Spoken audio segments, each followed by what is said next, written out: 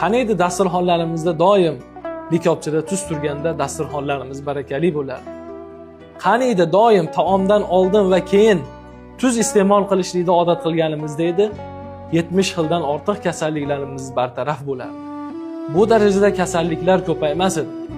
Chunki dasturxonda doim tuz turishligi barakotli bo'ladi va kasalliklarga shifo bo'ladi. Nimaga?